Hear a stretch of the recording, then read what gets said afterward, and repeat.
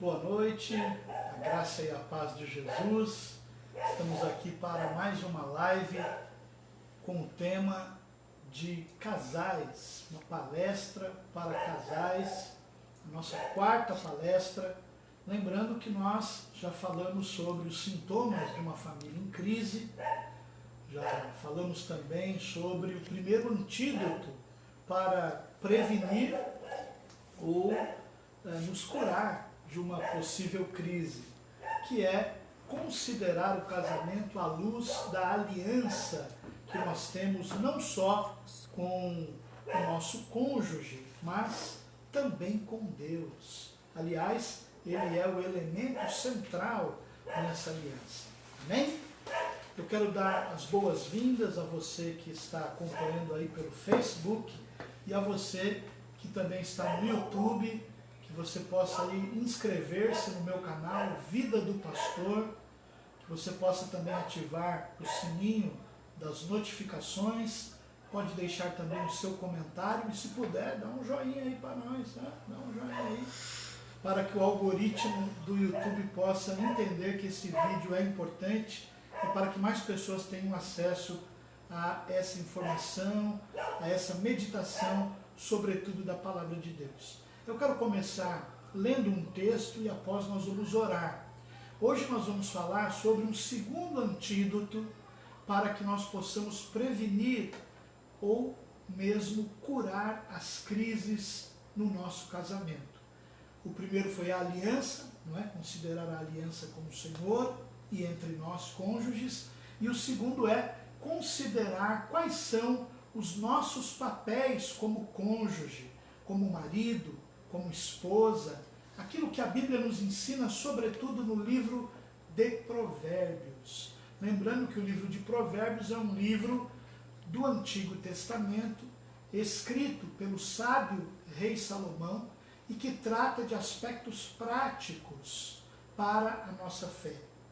É um livro que é classificado entre os estudiosos da Bíblia como literatura de sabedoria, exatamente porque traz a aplicabilidade dos princípios da Palavra de Deus. E eu queria começar mostrando isso para você no livro de Provérbios, lá no capítulo de número 1, a partir do verso 1, onde nós temos ali o prefácio do livro, o prólogo do livro, a introdução, que trata exatamente do propósito pelo qual Salomão escreveu. Na verdade, ele escreveu provérbios próprios, mas ele reuniu provérbios da sua época, de sábios da sua época, e aqui trata do objetivo. E ele diz assim, Provérbios capítulo 1, a partir do primeiro versículo, ele diz assim: estes são os provérbios de Salomão, filho de Davi, rei de Israel. Eles ajudarão a experimentar a sabedoria e a disciplina, a compreender as palavras que dão entendimento, a viver com disciplina e sensatez, fazendo o que é justo, direito e correto. Ajudarão a dar prudência aos inexperientes e conhecimento e bom senso aos jovens. E o versículo 7, que é um pouco mais conhecido: o temor do Senhor é o princípio do conhecimento, mas os insensatos desprezam a sabedoria e a disciplina. Então por aí nós vemos que o objetivo central do livro de Provérbios é trazer a nós o conhecimento. Qual conhecimento? O conhecimento da Palavra de Deus, o conhecimento dos princípios divinos para várias situações. E o livro de Provérbios, inclusive, trata da questão familiar, da questão do cônjuge. Ele trata da idealização do papel do marido e do papel da esposa, e hoje nós vamos nos ater ao papel do marido. Mas vamos orar nesse momento? Eu convido você a curvar a sua cabeça, fechar os seus olhos e a orar comigo em nome de Jesus.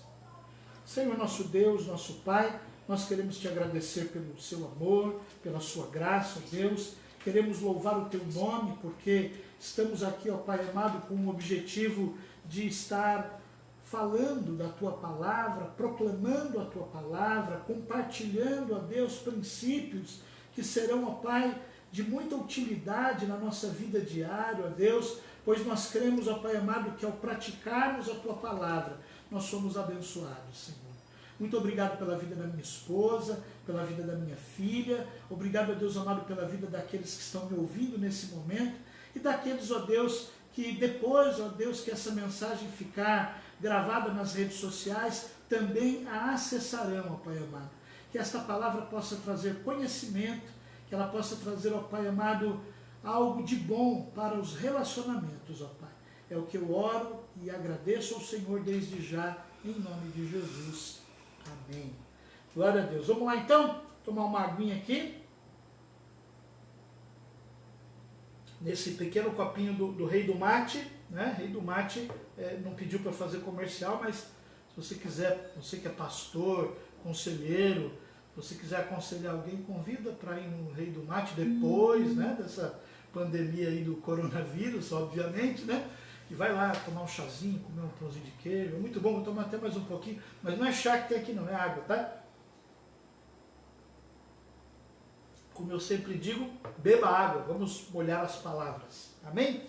Muito bem, então nós vamos tratar hoje daquilo que é o papel do marido segundo o livro de Provérbios. Então eu quero convidar você a manter a sua Bíblia aberta no livro de Provérbios, para que nós possamos meditar, né, nesse trecho, especificamente nesse livro da Palavra de Deus. Mas há duas perguntas que eu quero deixar para você, e elas devem ser respondidas aí por você, para você mesmo, né? Que podem aqui tentar nortear o nosso estudo. A primeira, qual é o retrato de família nos nossos dias? E a segunda, qual é o perfil do marido ideal?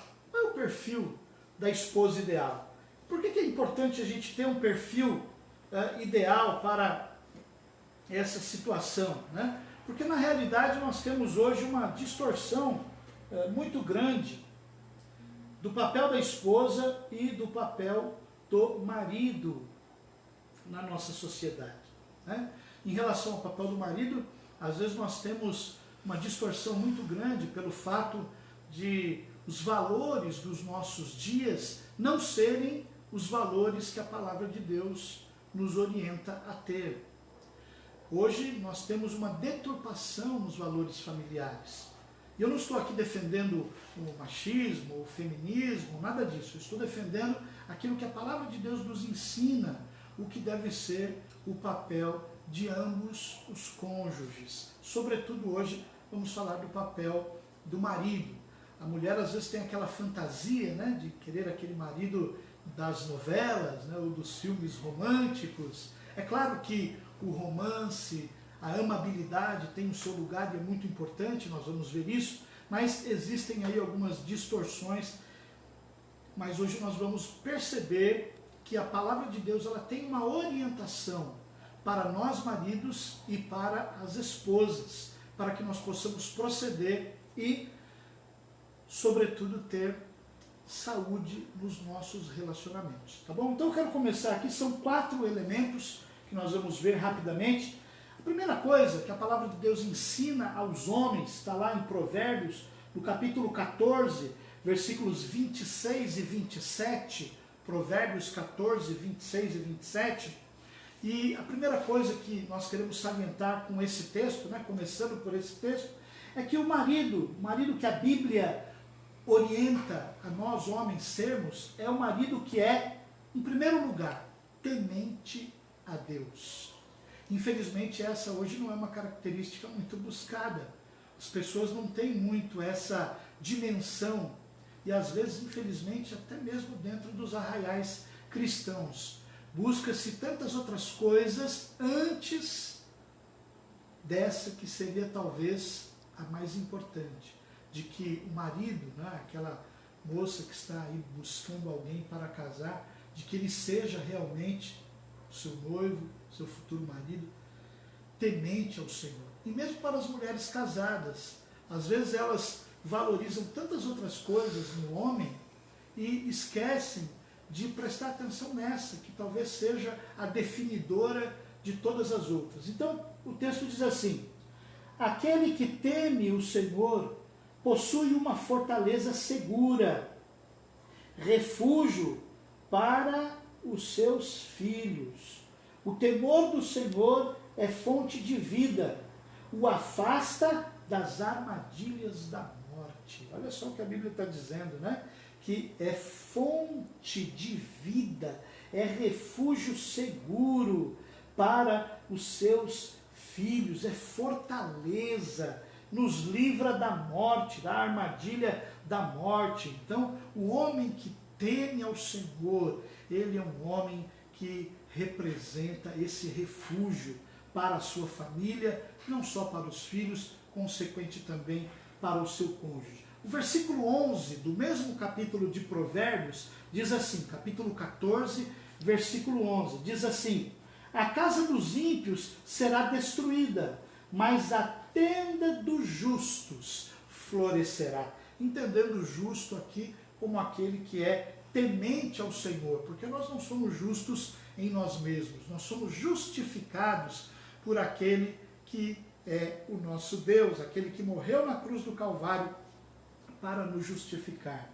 O capítulo 15, vai no capítulo 15, versículos 16 e 17 de Provérbios, dizem assim: é melhor ter pouco com o temor do Senhor do que grande riqueza com inquietação. É melhor ter verduras na refeição onde há amor do que um boi gordo acompanhado de ódio. Então aquele homem que é temente a Deus, ele pode proporcionar isso ao seu cônjuge, à sua família. Não é a riqueza que deve ser buscada em primeiro lugar. Não há problema nenhum em você ter dinheiro. Aliás, o apóstolo Paulo, quando trata disso no Novo Testamento, lá em Corinto, ele diz que, lá no capítulo 9 de 2 aos Coríntios, ele diz que se você tem dinheiro, se você tem uma condição um pouco melhor, é para duas coisas. Para você desfrutar, sim, dessa sua condição, mas não de maneira egoísta, e para você ter generosidade. É isso que a Bíblia nos ensina. Então o problema não é você ter dinheiro. Mas o que o texto de Provérbios está dizendo, que a origem desse dinheiro é que é o problema. E que também a motivação de você buscar em alguém só as realizações materiais, esquecendo-se do temor ao Senhor. É claro que nós devemos, como diz aí a gíria popular, né, correr atrás, fazer a nossa parte, ter metas, podemos ser profissionais bem-sucedidos e devemos. O cristão, ele tem por obrigação ser um profissional ético, ser bom naquilo que ele faz, fazer as coisas com amor, evidentemente, e isso vai trazer resultados, inclusive financeiros, não só, mas inclusive financeiros.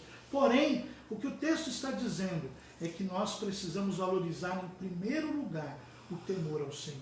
Que é muito melhor você ter uma vida mais simples, mais humilde, mas dentro da sua casa, ter amor, ter esse temor a Deus e não ter o ódio, não ter aquilo que eu falei lá na primeira palestra, que é um sintoma de uma crise, de uma família doente, que é a lei da selva dentro da sua casa. Então, quais são os desafios aí para você, meu irmão, incluindo a mim também, claro? Primeira coisa, um desafio para nós homens, é tornar-nos uma pessoa que vive pela palavra. Então, torne-se uma pessoa que vive pela palavra de Deus. Tenha como bússola, se você quer realmente ser temente a Deus, tenha como bússola a palavra de Deus. Em segundo lugar, tornar-se um líder espiritual da sua família. Isso é muito importante. Muitos homens têm se esquecido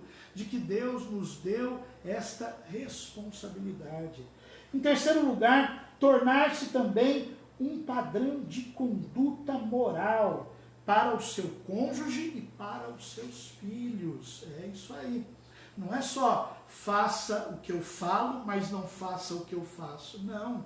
Mas é tornar-se realmente um padrão, um modelo, alguém a ser seguido. Eu não estou dizendo que nós vamos ser perfeitos nisso, mas eu estou dizendo que devemos sim deixar um legado positivo. Então, primeira coisa, seja temente a Deus. Esse é um dos aspectos desse antídoto de saber qual é o seu papel como marido, segundo o livro de Provérbios. A segunda coisa é ser amante de sua esposa.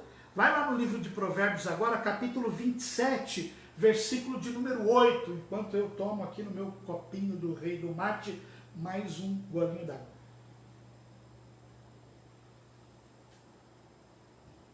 Muito bem, Provérbios 27, verso de número 8, diz assim: como a ave que vagueia longe do ninho, assim é um homem que vagueia longe do mar.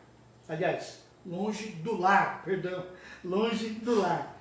Vou ler de novo. Como a ave que vagueia longe do ninho, assim é um homem que vagueia longe do lar. Eu me lembrei, lendo esse versículo, quando eu estava estudando para dar essa palestra, eu me lembrei de um título de um livro que falava sobre a grama mais verde, né? Entendendo que a grama mais verde não é do vizinho. Muitas vezes a gente tem essa ilusão, né? O homem que está dentro de um relacionamento, às vezes ele olha para a grama do vizinho ou para o ninho do vizinho e acha que o ninho do vizinho é melhor do que o dele. Acha que as outras mulheres são melhores do que a dele, não é? E isso é muito perigoso. Às vezes nós flertamos com essa possibilidade. Se eu tivesse casado com fulano ou com Beltrana, ou olha como é a mulher do meu amigo, olha como se... Né? Isso é muito perigoso. A Bíblia fala que nós devemos ter exclusividade para a nossa esposa. Nós devemos ser amantes da nossa esposa, não ter nenhum tipo de relacionamento que é chamado, né, nos dias de hoje, aquela amizade colorida, não é? A gente tem que tomar muito cuidado com isso. Versículo 22 do capítulo 18 de Provérbios, capítulo 18, verso 22, diz assim: quem encontra uma esposa encontra algo excelente, recebeu uma bênção do Senhor. Então, nós devemos amar a nossa esposa e considerá-la bênção do Senhor nas nossas vidas. E é interessante isso, porque o amor aqui da Bíblia, eu sempre tenho falado isso, ele não é só aquele amor de sentimento, de paixão. Lembra lá do patos, de onde vem a palavra patologia? Não é só aquele amor daquela coisa de início de relacionamento, não é só esse amor, não. Mas é um amor que é construído, é um amor que é uma decisão do meu coração. E se o Senhor te ajuntou, e nós cremos, né? Nós que somos cristãos, nós cremos nisso, que o Senhor colocou aquele ou aquela na nossa vida, então nós devemos considerar isso bênção do Senhor. Olha só o versículo de número 15 a 19 de Provérbios 5. Provérbios 5, do verso 15 ao 19. Olha só o que a Bíblia diz. Beba das águas da sua cisterna, das águas que brotam do seu próprio poço. Por que deixar que as suas fontes transbordem pelas ruas e os seus ribeiros pelas praças? Que elas sejam exclusivamente suas, nunca repartidas com estranhos. Seja bendita a sua fonte. Alegre-se com a esposa da sua juventude. Gazela amorosa, corça graciosa, que os seios da sua esposa sempre o fartem de prazer e sempre os embriaguem os caminhos dela. Olha só, a Bíblia está falando aqui de uma relação íntima, a Bíblia, os carinhos dela, perdão. A Bíblia está falando de uma relação aqui que é entre o casal, que não deve ser trocada por outra. Ou seja, o corpo da sua esposa é para você, o corpo do seu marido é para a sua esposa.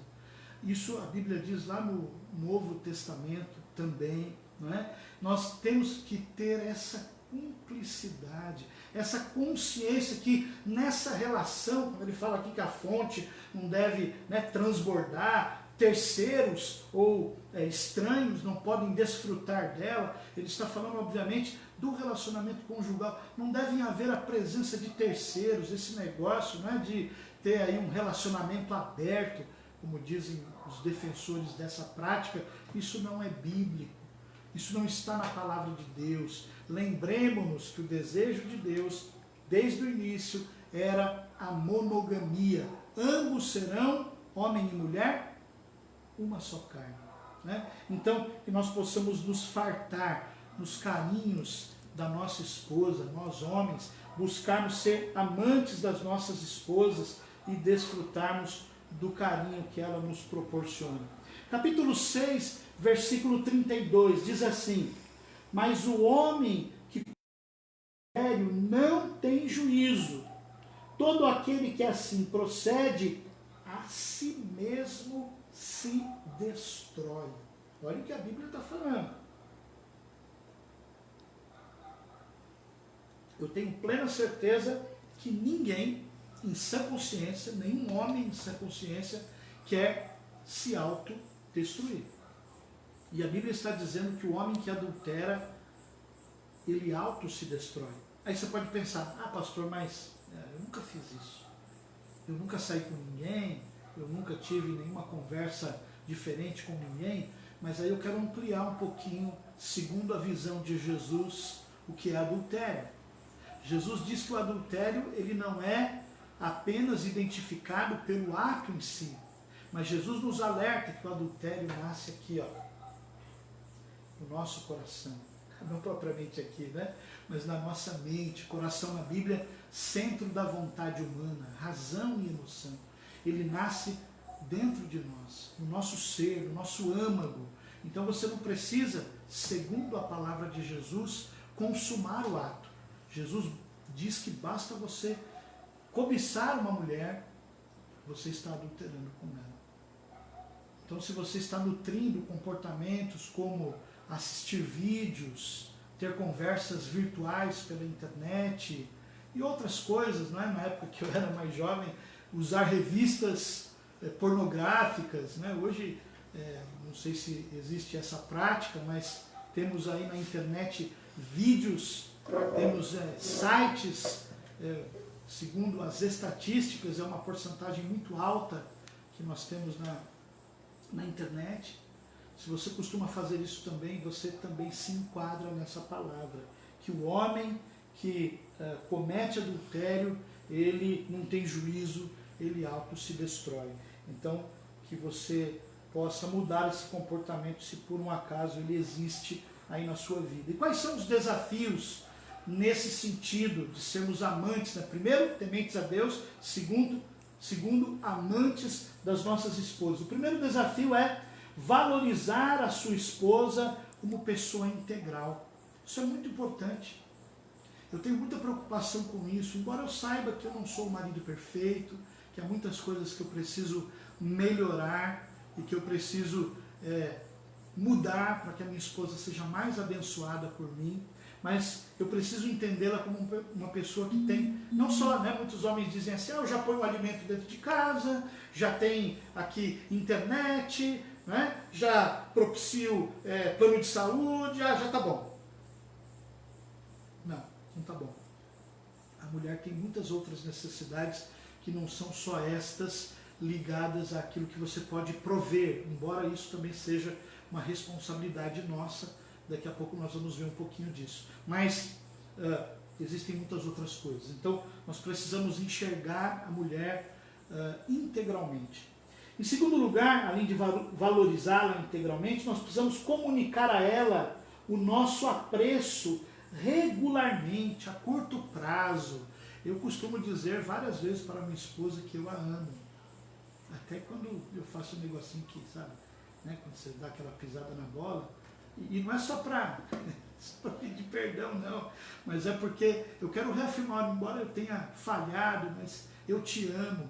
E mesmo quando eu não faço isso, eu procuro ter essa prática de dizer a ela que eu a amo. Confesso que no início do casamento, um pouco depois, era mais frequente, talvez eu precise melhorar nisso também. Mas é importante essa comunicação. Agora é importante a gente saber também que a linguagem do amor não é só a falada. Isso é muito importante também. E nós, homens, precisamos nos ater a isso.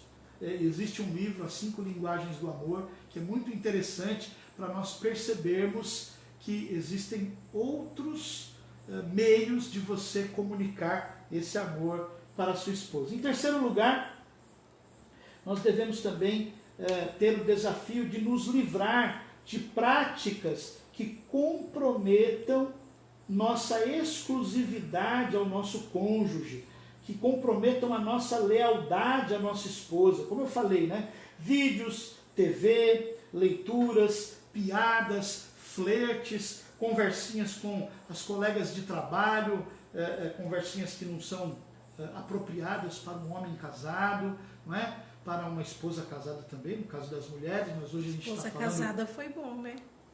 Para uma esposa. Para uma esposa, a esposa não dá para ser solteira, é verdade. Obrigado, tá vendo como ela me ajuda tanto? Olha só que legal, né?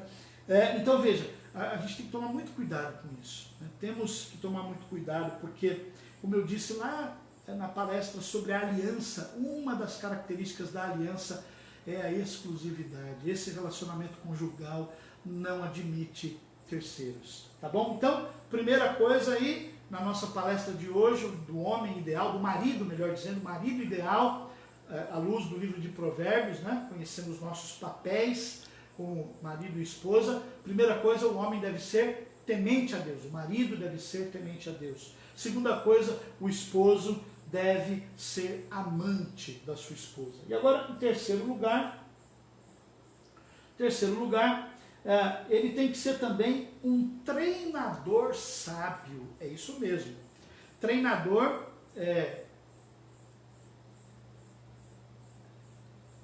aí quando aparece também as figuras dos filhos, né?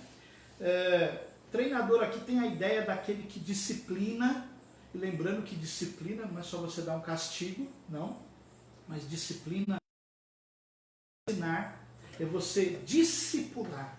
Quando a Bíblia traz essa ideia de discipulado, ela está trazendo a ideia de treinamento. E aqui é importante dizer uma coisa, e algo que eu acredito muito. Eu não acredito no discipulado como aquele relacionamento, isso até no âmbito do líder religioso, né, do pastor, ou de alguém que está discipulando, né, uma outra pessoa nova convertida. Eu não acredito naquele discipulado que torna a pessoa dependente do outro. Não toma nenhuma decisão sem que fale com o outro. Eu não estou falando no sentido de você pedir oração, no sentido de você pedir um conselho, não, nesse sentido não. Mas eu acredito no discipulado, só para você entender, naquilo que você ensina, você nutre o outro com a palavra de Deus, para que o outro tenha autonomia, para que quando estiver em determinada situação, ele tenha maturidade espiritual suficiente para tomar as suas decisões. É nesse discipulado que eu acredito e creio que é esse discipulado que Jesus ele estabeleceu. Tanto é que nós vemos os discípulos, né, quando Jesus ele vai para o céu, depois de ressurreto, os discípulos têm que enfrentar aí as dificuldades da sua época. É óbvio que o Espírito Santo está ali com eles, como Jesus mesmo disse, né, ensinando eles a falar e tal, dando a palavra na boca deles, é óbvio, mas Jesus nutriu eles com um ensinamento tão fantástico que eles puderam dar continuidade à obra, nesse sentido.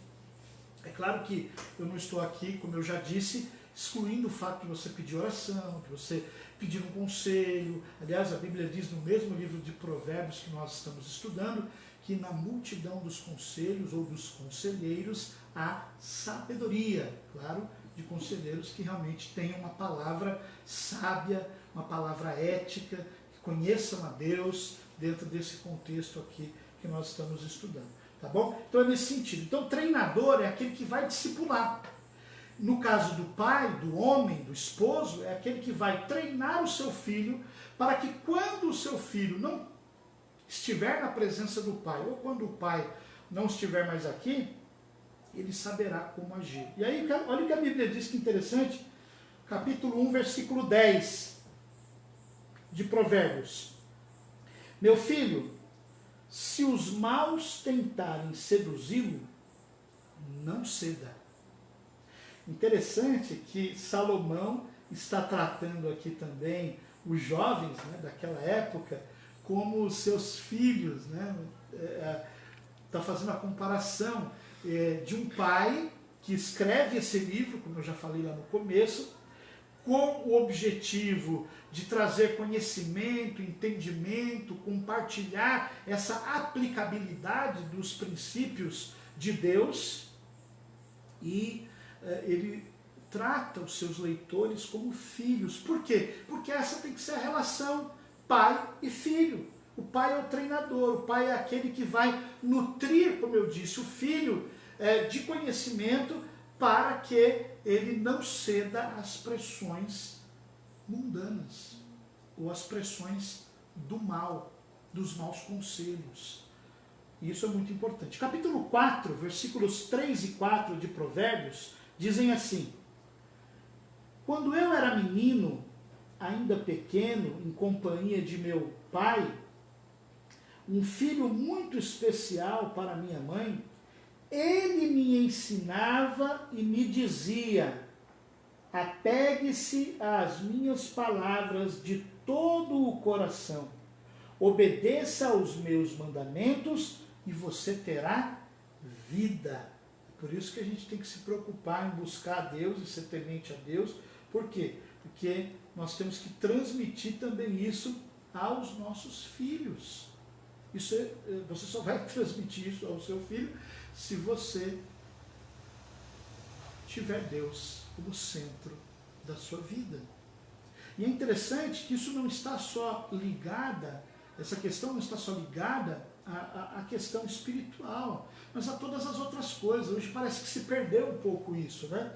Há um tempo atrás era comum o filho querer seguir a profissão do pai. E por que isso era comum? Porque havia uma convivência maior. O filho ficava todo feliz quando o pai levava o filho um dia para o seu trabalho. Era uma realização. Né? Nós vemos aí vários testemunhos de pessoas que hoje, inclusive, são bem-sucedidas, que elas se espelharam nos seus pais. Recentemente eu estava assistindo alguns vídeos de empreendedorismo e algumas entrevistas de algumas pessoas bem-sucedidas, e nós vimos exatamente essa situação. Pessoas afirmando: olha, eu via no meu pai essa e essa característica. Meu pai tinha essa e essa forma de ver a vida, de enfrentar os problemas, de tocar a sua empresa. Então, isso, de alguma forma, veio para a condição desse empreendedor agora, na sua vida de empresário. Né? Então, isso é muito importante. Então, isso vai além somente da questão espiritual. Provérbios 4,11 diz assim: eu o conduzi pelo caminho da sabedoria e o encaminhei por veredas retas, função do pai, né? Conduzir o seu filho. Capítulo 16, versículo 21. O sábio de coração é considerado prudente. Quem fala com equilíbrio promove a instrução. E aí, um recado aqui, né, para nós, pais, esposos, de que nós precisamos ter prudência e de que nós devemos, no nosso discurso, ter equilíbrio para produzir a instrução. Isso é muito importante porque, às vezes, nós, homens, achamos que nós temos que impor a nossa vontade aos nossos filhos. A minha esposa de vez em quando está puxando a minha orelha em relação a isso. Por quê? Porque há formas de nós fazermos isso. Há formas mais prudentes, mais aconselháveis. Às vezes aquela nossa intenção de impor algo, o conhecimento, o conteúdo até é bom, mas a forma, às vezes, que nós estamos fazendo isso, ela não atinge o coração do nosso filho. Olha só, por exemplo, o que diz aqui o capítulo 24, versículo 26, de Provérbios ainda. A resposta sincera é como beijo nos lábios. Né? Então, tem que ter sinceridade, e dentro dessa sinceridade tem que ter também doçura.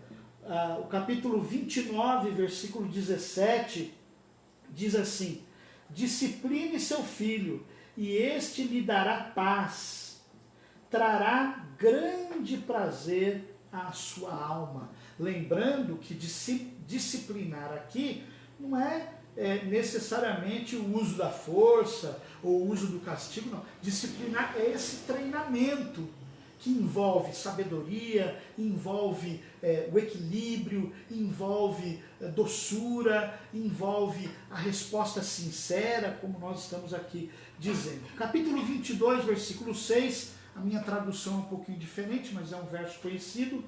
Instrua a criança segundo os objetivos que você tem para ela, e mesmo com o passar dos anos, não se desviará deles. Então, isso aqui é interessante, porque isso você pode fazer para o bem ou para o mal.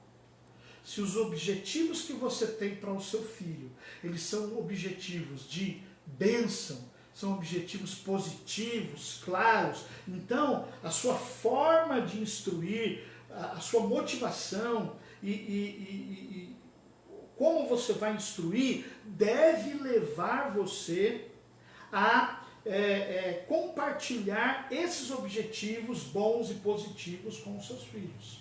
Agora, infelizmente tem muita gente ou que tem objetivos não claros, ou que nunca pensou nisso para os seus filhos, ou que terceiriza isso. Ele faz o que ele quiser. Ele é que vai decidir. E aí não é certo. Né? E quando eu falo isso, também não estou dizendo que, por exemplo, você, de repente, gostaria que seu filho tivesse uma determinada profissão, mas aí o seu filho chega na idade de adolescente, de jovem, faz uma outra escolha. Não é isso que eu estou falando. Ele pode fazer uma outra escolha.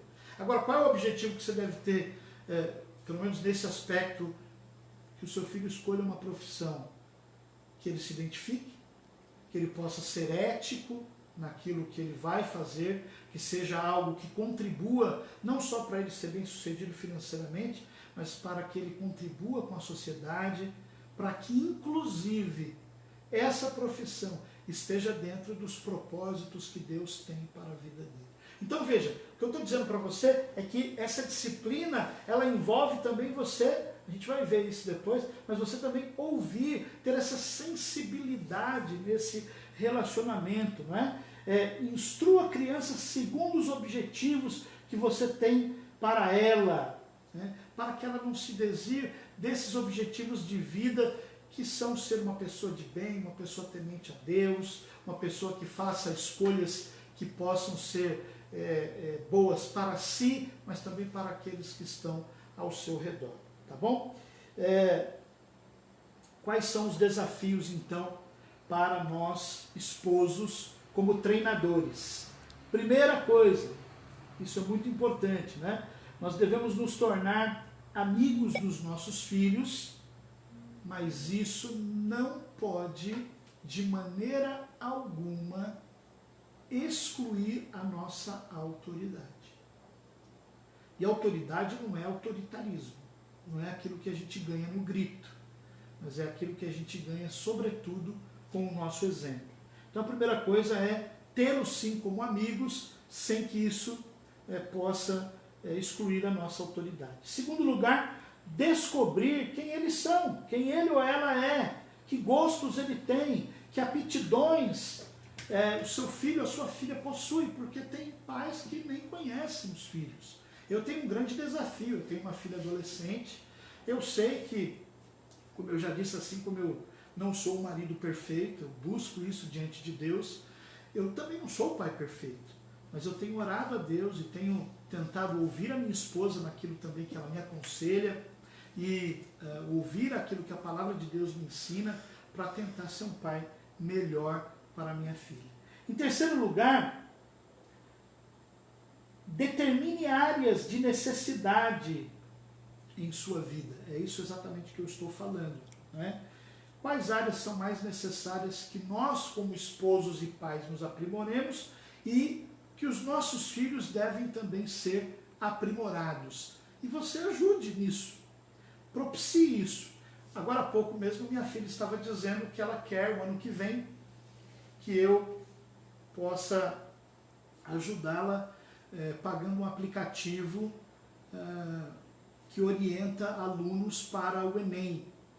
Achei interessante, vou fazer o máximo para que eu possa ajudá-la nesse aspecto. Dei algumas dicas para ela de alguns sites que têm simulados para o Enem. Aliás, eu gosto muito quando ela pede para eu ensinar alguma coisa para ela. Eu gosto, sabe? Eu gosto bastante. Eu já ensinei matemática e outras cositas mais. Eu gosto bastante de ter esse feedback, né? De poder saber que de alguma forma eu estou sendo útil para a educação formal também da minha filha. E em quarto lugar, descobrir, isso aqui é muito difícil, a minha esposa me ajuda muito nisso aqui, descobrir quais são as influências dos seus filhos e como essas influências estão incidindo sobre o comportamento deles. Hoje nós temos uma pluralidade de vozes que estão buscando falar algo ao coração dos nossos filhos. Tanto na mídia tradicional como a televisão, o rádio, a mídia impressa, a internet. Hoje você tem o acesso a milhões de informação num clique do seu dedo, e isso é bom, mas isso também pode ser muito perigoso.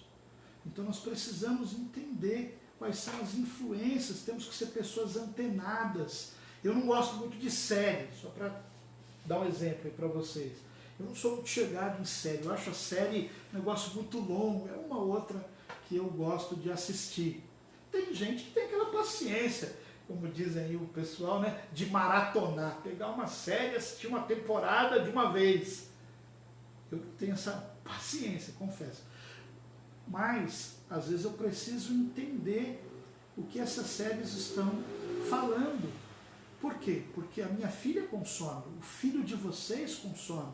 Como eu disse, aí vai, né, aquela união do casal, a minha esposa me ajuda muito nisso. E nós debatemos assuntos, nós conversamos. Recentemente conversamos sobre uma série, como é que é o nome, Sabrina? The Society. É esse nome que ela falou, The Society, é isso? Isso. Não estou fazendo comercial, tá? Mas é interessante para você pensar o mundo e a cabeça do jovem hoje.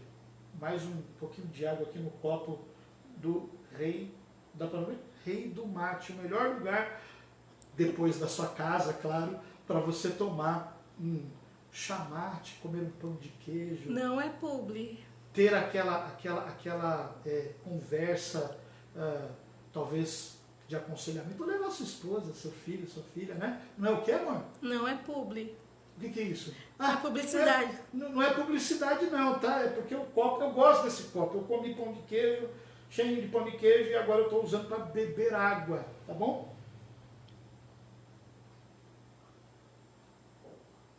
Mas se eles quiserem me patrocinar também, não tem problema. O dinheiro que vir, a gente melhora aqui o nosso equipamento, distribui Bíblias também, aqui dentro. Não tem problema nenhum distribuir a palavra de Deus, né? Amém. Mas então, vamos lá. Última parte aí da nossa palestra. Então, só relembrando, o esposo tem que ser temente a Deus. Olha aí, mulheres e noivas, ouçam bem, né? Temente a Deus, qual é a outra? Amante da sua esposa e treinador dos seus filhos. E a última, só para terminar rapidinho, que nós já estamos excedendo o nosso tempo. Cadê? Peraí. Vamos lá. O esposo é um provedor prudente. Capítulo 13, versículo 22.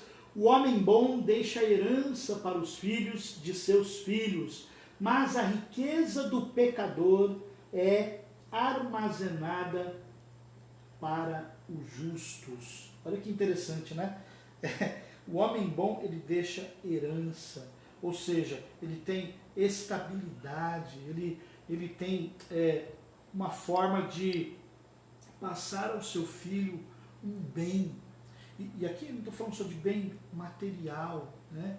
Mas também de bens materiais. Ele é prudente. É claro, irmãos, que nós enfrentamos problemas econômicos de toda ordem, mas o que eu estou dizendo é que aquele que é um homem segundo o coração de Deus, um esposo segundo o coração de Deus, ele vai ser um bom administrador. Eu também me esforço para que isso aconteça, para que a minha família tenha os recursos necessários. Versículo 21, capítulo 21, verso 20 diz assim: na casa do sábio há comida e azeite armazenados, mas o tolo devora tudo o que pode. Devemos tomar muito cuidado com aquele pensamento, vou comer tudo agora mesmo, porque amanhã eu vou morrer, né? Confesso que eu também pensava muito assim, mas hoje eu tenho mudado um pouco o meu olhar, né?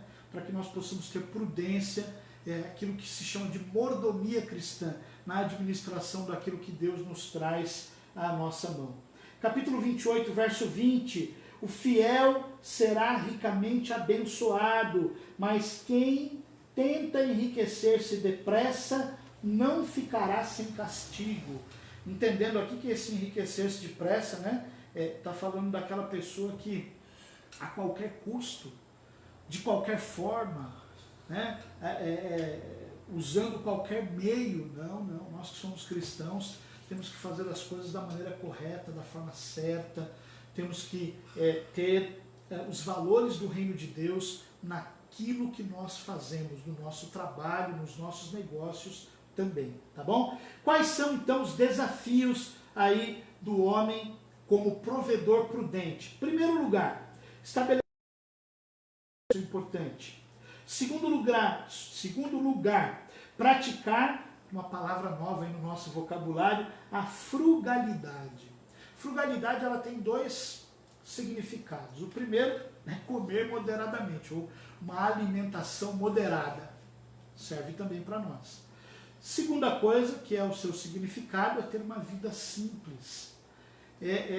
Não almejar coisas que são cinematográficas, né? Não estou falando que você não deve ter aquela ambição de crescimento. Existe a ambição boa e a ambição ruim. A ambição boa é aquela que você se prepara, você investe, você corre riscos, mas riscos que são coordenados, né?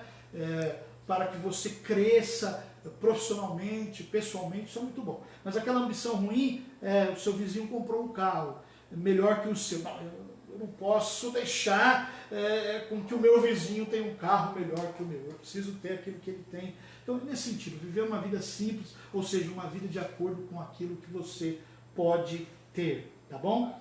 Em terceiro lugar, o homem como provedor prudente colocar prioridade no que é eterno ou duradouro. Isso é muito importante. Estabelecer realmente aquilo que vale a pena e que tem valor, que não é efêmero, que não é passageiro, mas valor que vai além, que é eterno, que é duradouro. Em quarto lugar, manter uma ética financeira elevada. Isso é muito importante, né, no que diz respeito, como eu falei aqui, de gastar a sua riqueza, os seus recursos de forma prudente, de forma que não venha comprometer a sua família, né? Aquele camarada que recebe o pagamento, por exemplo, faz um monte de coisas, aquilo que ele acha que o lar precisa, por exemplo, e não ouve a esposa. E quais são as necessidades, não compartilha com a esposa para ver quais são as necessidades daquele momento. Isso também é uma forma de você ter uma vida financeira elevada. Por quê? Porque você não mora sozinho dentro da sua casa. Não é somente aquilo que você quer ou que ela quer. Existem necessidades que precisam ser compartilhadas, dialogadas ali, para que você possa suprir de maneira adequada, olha aí, esposo, a sua família, tá bom? E eu queria ler um último comentário aqui na nossa conclusão. Qual é a aplicação de tudo isso? Né? Primeira coisa, o esposo tem que ser temente a Deus. Segunda coisa, amante da sua esposa. Terceira coisa, treinador dos seus filhos. E o esposo tem que ser também uma pessoa que seja um provedor prudente. São estas as características que você, mulher, deve buscar em primeiro lugar no seu esposo. E você que ainda é noivo, que não casou, deve buscar no seu futuro marido.